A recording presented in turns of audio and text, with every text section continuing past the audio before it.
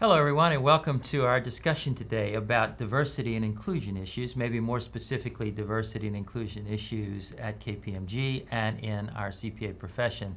I'm Barry Melancon, President and CEO of the American Institute of CPAs, and I'm here today, I'm very honored to be here today, with Michele Meyer-Shipp, who is the Chief Diversity and Inclusion Officer for KPMG. So welcome. Thank you. Happy to be here. Now, I understand you've been in that role for about a year, a little bit over a year. Yes. Tell me a little bit about the role and the impact that you're really trying to address. Excellent. So it's an awesome role. As a matter of fact, I tell people every day that I don't feel like I'm going to work.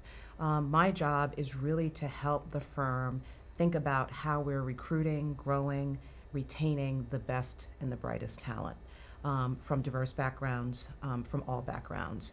And in addition to that, I'm responsible for helping the firm really think about how we make sure that we grow and maintain a climate of inclusion where everyone can bring their true full selves to work. So I deal a lot with our people every single day in all of our offices across the nation. And then the third piece of it that's been really a lot of fun to navigate is the engagement with our clients. Our clients actually really want to partner with us and talk about diversity and inclusion. So that's been another part of the role that I didn't actually see coming, but it's been a pleasant addition to my skill sets. Well, clearly, diversity and inclusion is a national agenda item, right, for Yes. everybody. So the last part with your clients is a pretty interesting point, and it's certainly critical in our profession. And I think the client point ties to a lot of the work that we've been doing. There's a lot of reasons to address diversity and inclusion, the right reasons That's as right. well. But one is truly an economic reason. That's If the right. profession is going to serve, the way I like to describe it, entrepreneurial capital broadly, it has to reflect the ownership and the investment of that, which is a very diverse population That's today. right. You are part of the senior HR team, Yes. and you're part and have access, obviously, to the top parts of the organization. Lynn Dowdy, who's the CEO of KPMG. So it's sort of a placement in all of the critical areas. That's How's right. that worked out? I think it's actually beautiful. The way that I am situated and structured in the firm gives me access to all of the key stakeholders that I need to partner with in a really thoughtful basis.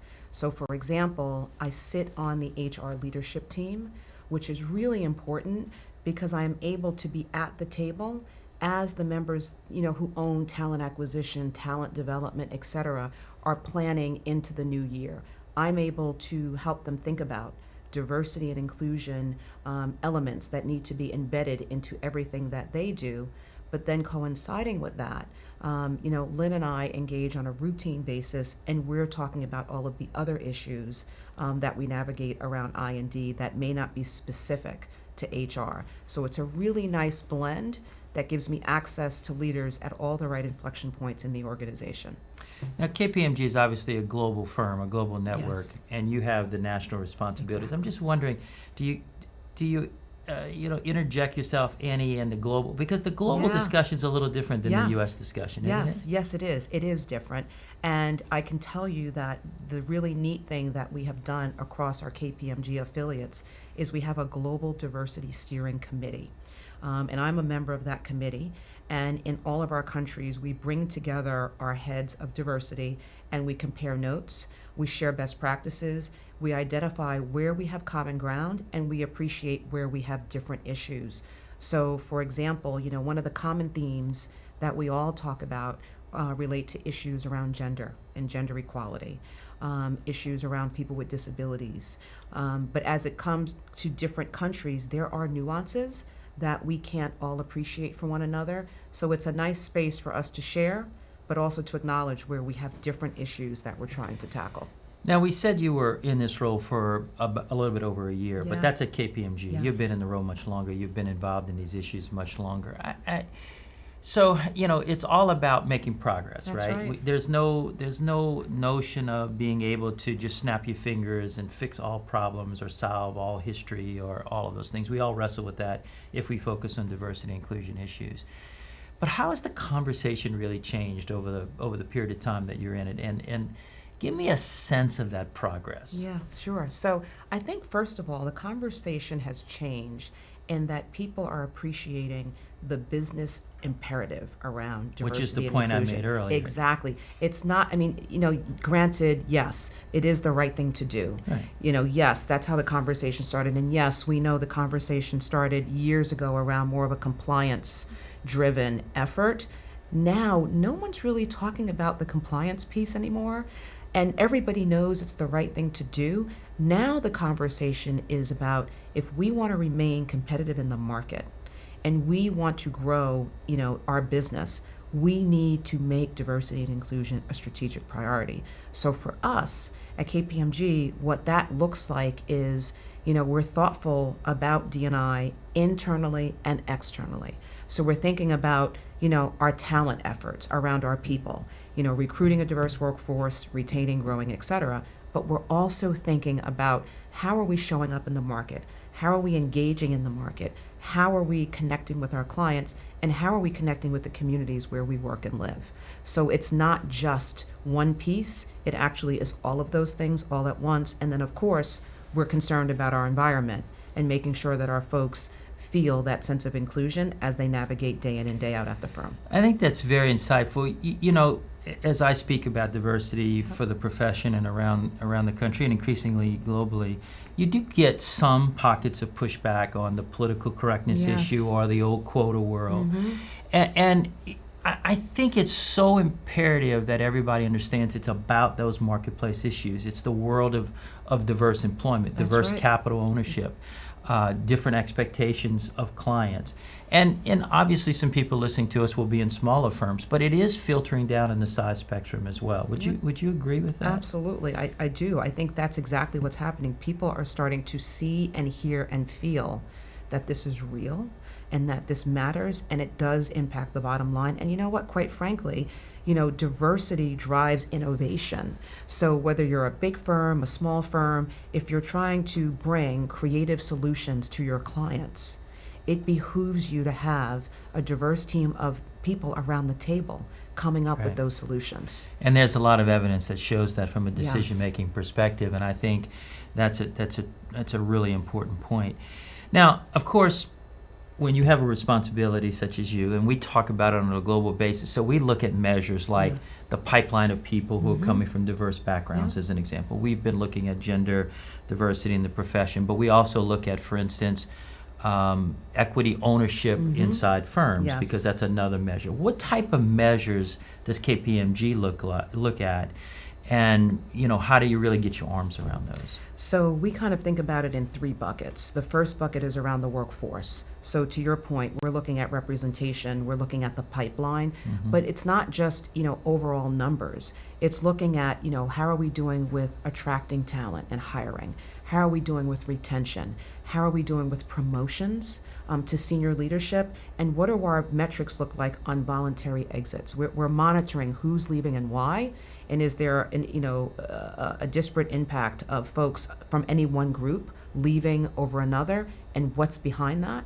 But then on the inclusion piece, we're actually trying to get insights from our professionals via things like engagement surveys, et cetera, to measure inclusion and how inclusive our people feel that our workplace is for them day in and day out. Because, the bottom line is you can measure your numbers, all day long, but if you're not looking at how people are experiencing the environment, those numbers are going to continue to turn because people won't stay. And then finally, in the marketplace, we're really looking to see if these efforts and the way we're engaging helps us grow the business. So you're looking at metrics across all three of those buckets. So I want to come back to the inclusion point, because Yes. our efforts are diversity and inclusion. Your Yes. title is diversity and inclusion, and a lot of people think about diversity and don't get to inclusion. Exactly. But you said something that is so critical. It's like, how do the people who are in minority situations, which can be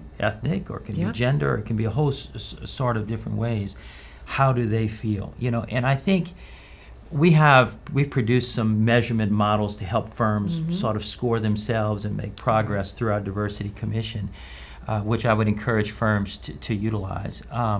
But it really is about how people feel, because we That's all right. think we're doing a good job. There's very few people who intentionally aren't trying to do a good job That's in right. these areas.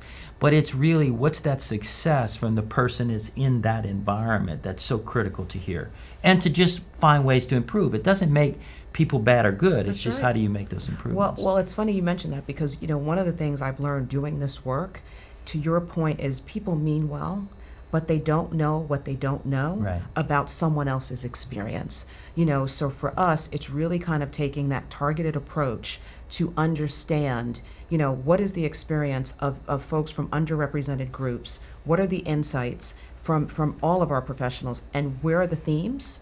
Where are the gaps? What are the challenges? Because that informs us on the issues we need to try to solve for. Okay, so you said the word challenges. We all have challenges. We all have gaps. We all have things we have to focus on. Yeah. What are some of those challenges from a KPMG perspective? Because I know you can't be perfect. Yeah, well, I'll tell you, one of the biggest challenges that I've been navigating is professional services, big accounting firm. We've got, 85 plus offices across the US.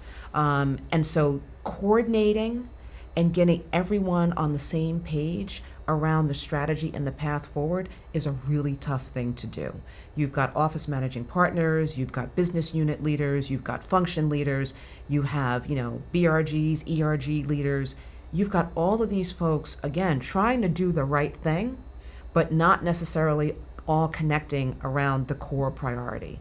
So for us right now, it's taking a look at all of the great things that we have going on, putting our eye on a focal goal and getting everyone to drive towards that goal. That's been the biggest challenge so far because everyone's used to doing what they do, and now we're trying to say, okay, wait a second, we're actually going to zone in and laser focus on these three things, and we need everyone to get on that bus with us and go in that direction. That has been the biggest challenge so far. So it's sort of to relate it to something more common in the profession than diversity initiatives. It's almost like where a firm has a quality initiative. Yes. Because as a firm, we make an emphasis of putting quality first in the profession, tying into peer review and all of those types of things. And leadership makes that almost a commandment, A priority, right? exactly. Yeah, and that priority plays out. And you're describing sort of that same need when you say get everybody That's in the same. exactly Is that right. fair? It is fair, and I describe it to folks as a movement because to your point, Barry, you can't do it all at once. And I've accepted that fact. You can't do it all at once, and it takes time. It's not something where you just, put a program in place or a policy and everything's fixed. It takes time, and we all appreciate that, but it's getting everyone on that same page and coordinated around the movement that really matters. And then frankly, I'd say another key, it's not a challenge, but it's something we need to get our arms around is everyone is not necessarily on the same page about the what and the why, right? So making sure everyone understands, especially those who lead people, what do we mean when we say diversity and inclusion, and what is the strategy, and why is this important? Kind of getting that out across the entire firm nationally when we're so decentralized, that's a force to be reckoned with right there. I can see the challenges there. One of our challenges here, even at the AICPA and the association globally, is to make sure that we have sufficient diversity sort of in each layer. Yes. Because when you think about succession, it isn't about people automatically, That's right. succeeding to a higher level. It's really about having in that pool that you're Pipeline, considering yes. that the diversity that Exactly. really increases the odds of being successful overall. Yeah. And if you look at sort of larger buckets, it's okay for your metrics. Your metrics may look good, but when you slice it in that yeah. context, it's a lot harder. Oh yeah, and it's funny. I think we all would agree we have work to do there for sure. It's interesting when we look at our demographics. We are more diverse at the junior levels, obviously, and less diverse at the senior levels. So the focus is around what are we doing to keep and grow all of our talent at that junior level, and to the extent that we may be losing one group more so than any other group, why might that be, and what are the things we need to do to course correct? And that's Right. a huge area of focus for Right. us. One of the things that I talk about a lot, is, especially as it relates to blacks in our profession, for the most part, blacks entering our profession, there is a higher propensity of them being a first-generation professional in their families. Yes. And so if you look at a baby boomer white male, they were probably the first generational professional in their family, disproportionately. That's our profession. I know you're a lawyer as well, but our profession is different than the legal profession from that standpoint. And that still becomes an issue when you're dealing, there's different aspects of family life about success and what it's deemed to be success inside of a family unit. I don't know if you've run across any of that. Yeah, so it's interesting. I speak to our junior professionals of color all the time, in particular our Black and Hispanic professionals, and I often hear that same theme. It's, look, I'm a first generation professional. I don't know what I don't know about navigating, in a professional environment, and I don't know the rules of the game, right? So we spend a lot of time talking to and with the professionals around how to navigate the firm, how to navigate your career, the path forward, and giving them clarity around that. And quite candidly, helping them understand that, look, this is not just about put your head down and work hard and you will succeed. This is about, you need to get engaged, you need to build relationships. So those soft skills, those relational skills, that if you're a first generation student new to the professional arena, you don't know to know. Right. Because I can speak for myself and say my parents always told me, you work hard, you show up on time and it's all going to be perfect. Well, no, that's true, but that's only a part of it. Right, it's a part. It's only a part. So spending a lot of time there with folks has been critical. And the mentoring and coaching become critically important in that. And sometimes, in some of the first generation family, just getting the college degree is deemed by their peer group in the family as super success. And you have to help people see, well, no, you can really achieve even higher from that standpoint. So 2 last quick questions here. One, any advice that you would have to firms? Obviously, there are 40,000 plus firms in the U.S. You happen to be in one of the 4 largest, but any advice to firms from that standpoint? Then I want to close with a personal question. Yeah, sure. I would first say understand your environment. And what I mean there is, you have to assess where the organization is and what its readiness is to drive forward any type of diversity and inclusion initiative, because you don't want to get ahead of them. You kind of have to meet your organization where it's at. Right. It's either going to be starting from ground zero, or it's going to be starting from we're doing 2 things, but we need to figure out how to do more. And then you want to inform and educate your leaders who are touching people every day about the what, the why, and the how, because we can't assume that everyone knows how to do it. One of the biggest aha moments I had at KPMG was I had leaders say to me, look, I am on board, I support the effort, I want to be engaged, but Michele, tell me what I need to do. I'm not sure what to do. So the tell me how and the putting together kind of the toolkit, to deploy across the organization is a critical step to getting it off on the right foot. It goes back to people who have the best intentions. Exactly. Right. So the last question, Michele, and we really appreciate you taking the time with us today, is a personal one. You're a Black woman, professional, successful, and you said you loved your job. But I'm sure you've reached some hurdles as well. You've had to go over some hurdles, et cetera. Share us a little bit of that. I think for me, it's been kind of this imposter syndrome thing that underrepresented groups often experience, women, people of color, and other groups. It's wondering when you're in a space where you're one of the only ones of anything, do I belong here? And am I good enough? And that you constantly having this little voice of self-doubt on your shoulder. Wow. And trying to tackle that and constantly reminding myself that, look, you earned this, you belong here, you worked hard. Stop with the imposter syndrome. That's a real thing, and that's a lot of that's a key issue that I spend time discussing with our professionals of color, who again are first generation, new to the professional arena. It's like, look, you earned it, you belong here, and you can do this. Let's go get it. Sounds great. Well, thanks for sharing that with us and sharing your thoughts on this very important issue for the profession when we project the profession out over 10 and 15 and 20 years and we look at how commerce is changing, certainly in this country and increasingly globally, that we've been at it for about 50 years as a profession, but we still have a lot of work to do. So thank you very much for joining us. Thank you. We look forward to working with you going forward. Thank you so much. Thank you all for tuning in, and we'll have other programs in this series talking about some of the diversity issues of the profession. Thank you.